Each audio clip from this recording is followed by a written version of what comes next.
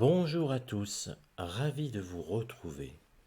Et aujourd'hui, à la demande de Franck, je vais m'intéresser à l'affaire Allègre. Patrice Allègre. Il a été condamné à la perpétuité en 2002 pour une série de viols et de meurtres. Patrice Allègre intéresse cette fois la nouvelle juridiction Cold Case basée à Nanterre. Elle étudie le parcours des tueurs en série.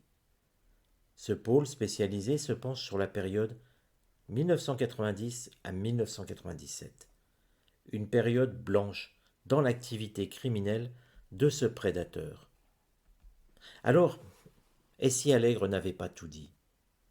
Il a été condamné en 2002 à la prison à vie pour 5 meurtres, une tentative de meurtre et 6 viols, tous reconnus. Le tueur en série toulousain de 54 ans, écroué à la maison centrale d'Ensisheim, est à nouveau dans le collimateur de la justice.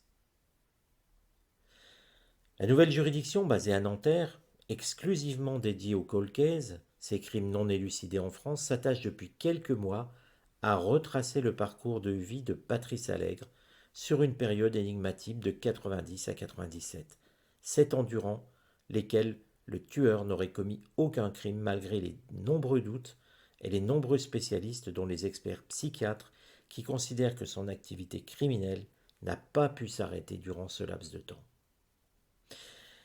Valérie, 21 ans, violée, tuée, est sa première victime connue à Toulouse, le 27 février 1989.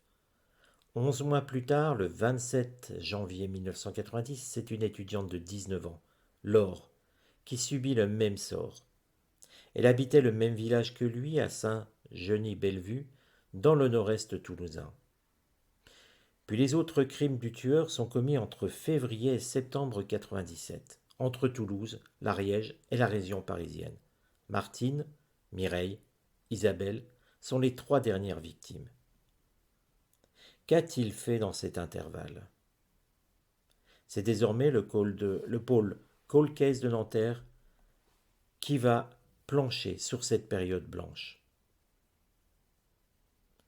Nul doute, c'est un travail titanesque. Patrice Allègre a beaucoup bougé en France, dans le Sud, en Espagne. Et il avait aussi une fausse identité. Mais peut-on penser à un seul moment que pendant 7 ans, il n'aurait rien fait? Et puis souvenez-vous de cette triste affaire qui a impliqué Dominique Baudis. Comment a-t-on pu impliquer aussi facilement, grâce à 2 prostituées, celui qui était président du CSA? Comment a-t-on pu en arriver 4 mois durant à de telles énormités? Dominique Baudis reste persuadé que quelqu'un a tiré toutes les ficelles, soufflant les noms de notables aux prostituées moyennant rémunération ou orchestrant la déflagration médiatique. Mais l'affaire Baudis est peut-être plus simplement le résultat d'un engrenage infernal. Un meurtrier qui passe longtemps entre les mailles du filet policier, 2 prostituées mythomanes, un gendarme aveuglé qui veut à tout prix trouver des liens extraordinaires entre des personnes, des magistrats et des avocats qui veulent à tout prix éviter un étouffement de l'affaire, des journalistes qui s'emballent ou dérapent, des personnalités locales qui soufflent sur les braises. Mais n'oublions pas que Dominique Baudis n'a pas été le seul à être nommé. Dousto Blasi, Tony Blair. Des noms sont apparus tombant de nulle part. Mais ce qu'il faut bien comprendre dans cette affaire, c'est qui a pu manipuler toute cette affaire justement pour que Dominique Baudis soit lui-même, j'allais dire mouillé, non, parce qu'il n'a rien à se reprocher, ça a été mis en évidence par la justice. Mais qui gênait Dominique Baudis? Qui gênait-il finalement pour qu'on veuille l'impliquer dans cette affaire?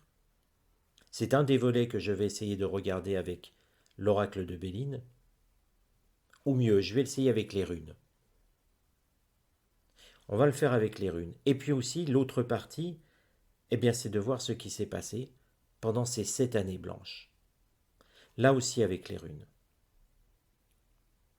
Alors, je vous propose, eh bien, de passer à la suite et de regarder ce tirage sur ces deux parties que je vais traiter au sein d'une même vidéo.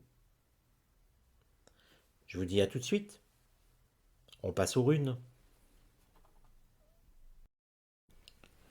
Alors, que cache cette affaire Allègre? Que cache cette période de 90 à 97? Et pourquoi s'en prendre à Dominique Baudis? Pourquoi son nom est-il apparu? Je vous rappelle Tony Blair, Dousto Blasi. Alors, pourquoi pas? Mais Tony Blair. Alors oui, vous me diriez, oui, Tony Blair, ben oui, d'accord, il est mêlé à quelque chose. Mais pourquoi mêler autant de personnes? Et là, je sens qu'avec Tony Blair, on a touché le farfelu. Alors, regardons avec les runes. Pourquoi Dominique Baudis a-t-il été mêlé à cette affaire? Alors que, encore une fois, très clairement, il n'est mêlé à rien du tout. Ses emplois du temps ont été décortiqués pour justement prouver son innocence. Mais pourquoi? Qui a soufflé ce nom? Et puis aussi pourquoi? Qu'est-ce qui se passe de 90 à 97? Je montre tout ça aux runes sur l'affaire Allègre.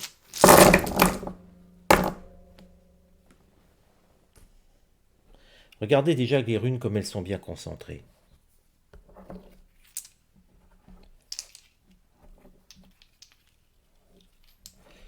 Alors je retire un petit peu tout. Finalement, il n'y a pas tant de runes que ça à interpréter. Elles sont restées bien groupées. Mais tout est resté un petit peu autour de... Tout semble central. Il y a peu des choses extérieures. Cette affaire Allègre, c'est surtout une affaire de femmes. Pourquoi? Parce que Bergano ici est bien visible. Bergano, vu du dessus, on croirait une poitrine féminine. Alors plus je regarde, et plus je me dis que, quelque part, il y a une affaire dans l'affaire et des affaires périphériques. Nous sommes sur deux cercles. Patrice Allègre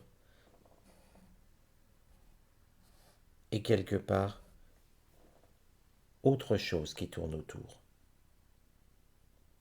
Serait-ce une affaire à tiroir? Est-ce que l'on se serait servi d'un meurtrier pour exécuter d'autres méfaits? C'est en tout cas un petit peu l'idée de ce tirage. Et je vais déjà regarder ce qui est ici, avant de regarder le cercle extérieur. Et nous commençons avec Ingvaz. Ingvaz, avec sa forme de losange, c'est une figure totalement fermée, qui symbolise un petit peu quelque chose sans fin, où l'on tourne et on retourne et on retourne. Cette rune placée ainsi sur la personnalité même de Patrice Allègre semble nous montrer quelqu'un qui n'a jamais cessé d'être lui-même. Je vous rappelle qu'on est juste à côté des poitrines féminines ici. Or, Allègre a été condamné pour viol et meurtre, mais viol avant tout. Dans le sens où c'est pas que je minimise le côté meurtre, pas du tout, mais son instinct primaire, c'est le viol. Le meurtre, ce n'est qu'une conséquence du viol. Il ne tuerait pas s'il ne violait pas. Rose n'est pas un personnage recommandable, c'est clair. Mais ce qui le motive avant tout, c'est le viol, c'est le corps des femmes. Et on va regarder après cette rune. Hein. Euh, et Patrice Allègre, en fait, avec cette rune Ingvase, cette rune nous montre qu'il n'a jamais cessé d'être avec ce penchant.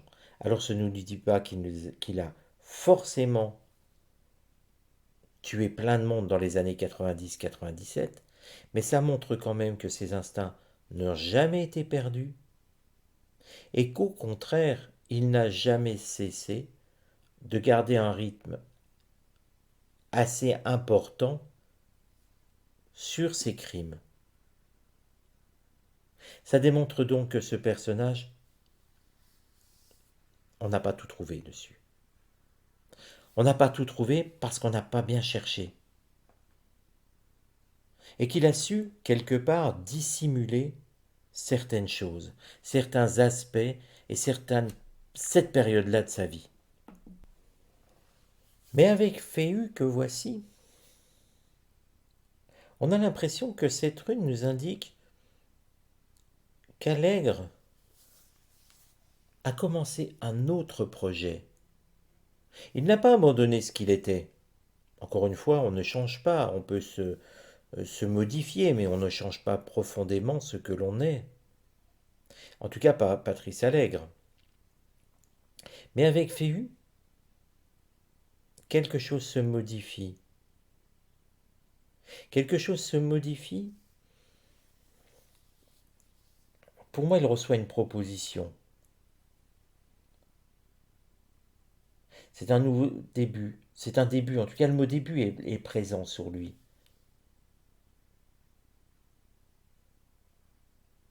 Il faudra qu'il donne quelque chose, mais il va recevoir de l'argent.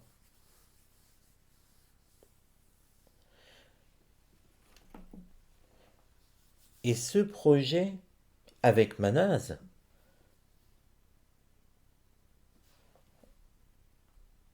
pardon, avec Ewaz, je dis une bêtise, c'est parce que ça forme un M.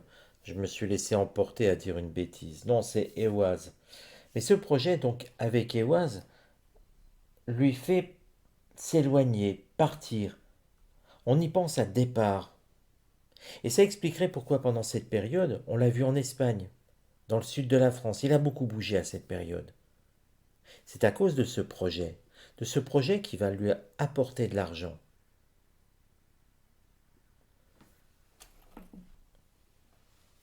Ce projet qui lui apporte de l'argent et qui le force à partir a un rapport avec la maternité, avec les enfants.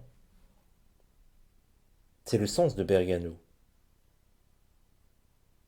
Alors si je remets ça un tout petit peu en prenant du recul, il semble que son passé de meurtrier et de violeur, il le continue. Mais parallèlement, on lui fait une proposition. On lui demande de ramener des enfants. Pourvoyeur d'enfants. Pourvoyeur d'enfants, et à ce titre, on le protège. Quelque part, oui, quelque part, on le protège. On fait taire certaines choses. On tourne la tête. Je ne sais pas trop comment le dire. On ne dirige pas, en tout cas, la lumière sur lui. Je vais reprendre comme ça. C'est pas mon habitude, mais je sens que quelque part, il faut faire ce tirage dans ce sens-là à présent. Guébo revient sur les échanges, le partage. Nous sommes bien sur l'idée de donner quelque chose pour recevoir. Nous donnons à des enfants pour recevoir de l'argent. C'est bien ce que je vous dis. Patrice Allègre devient pourvoyeur, pourvoyeur d'enfants. Pourvoyeur d'enfants, mais il garde son passé criminel avec lui.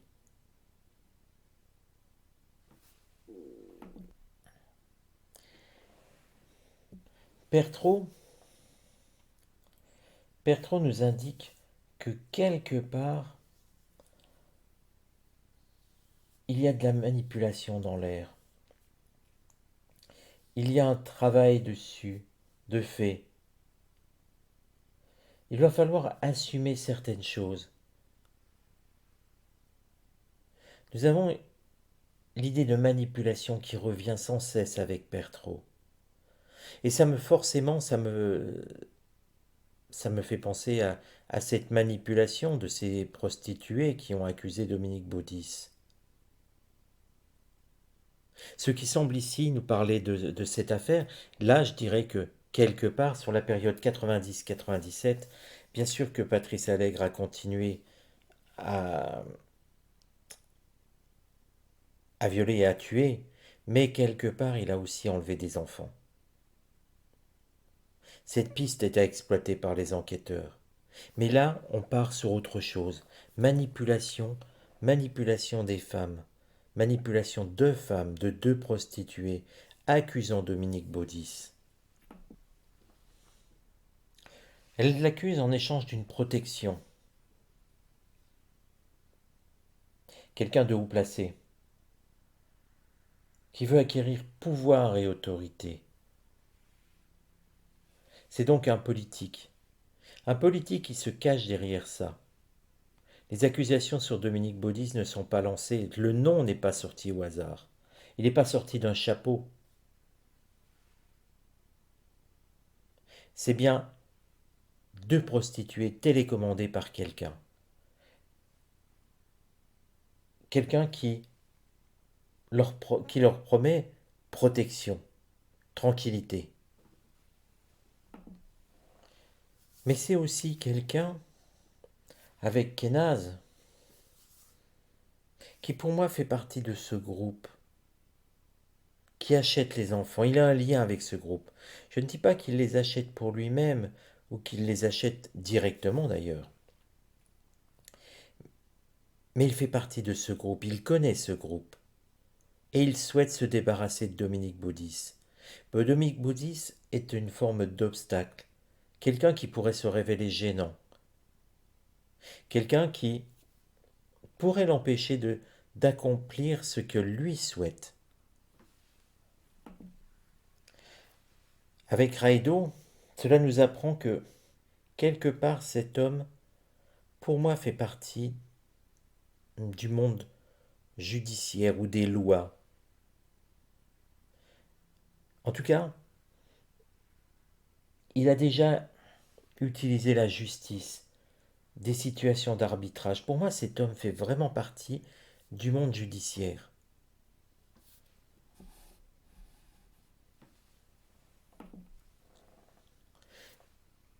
Et que cet homme, en incriminant Dominique Baudis, a su réussir ce qu'il voulait. Parce que, très clairement, ici, Wunjo nous indique une forme de joie, de bonheur, de réussite sur ce qui a été fait. Même si Dominique Baudis a été lavé de tout soupçon, il a été détruit par ce qui a été fait. Peut-être n'aurait-il pas dû se défendre comme il l'a fait, en choisissant cette façon-là de tout exposer. Il a choisi peut-être son propre chemin à tort, peut-être aurait-il dû tout simplement attendre et que la justice aurait passé et découvert de toute manière qu'il n'y était pour rien. Mais quelque part, peu importe, le mal est fait, et là cette personne a réussi à abattre Dominique Baudis. C'était son but ultime. Son but qui lui permettait d'accéder à ce qu'il souhaitait. Nous sommes sur un cadre de manipulation. L'affaire Allègre est bien plus complexe qu'on ne veut le dire. Certes, cet homme doit rester en prison. Il a continué à tuer dans les années 90 à 97, mais il était aussi un pourvoyeur d'enfants pour un réseau pédophile. Et qui a su ce réseau, qui a su manipuler l'opinion publique pour abattre Dominique Baudis. Je vous donne rendez-vous à très bientôt et si comme Franck vous souhaitez me soumettre des colcaises ou d'autres sujets, n'hésitez pas à m'écrire sur utervoyant@gmail.com. J'insiste bien, écrivez-moi sur ma boîte mail et surtout ne me le demandez pas en commentaire. Je ne regarde pas tous les commentaires, c'est impossible. Merci de votre compréhension et je vous donne rendez-vous à très très bientôt. Allez, à bientôt les amis.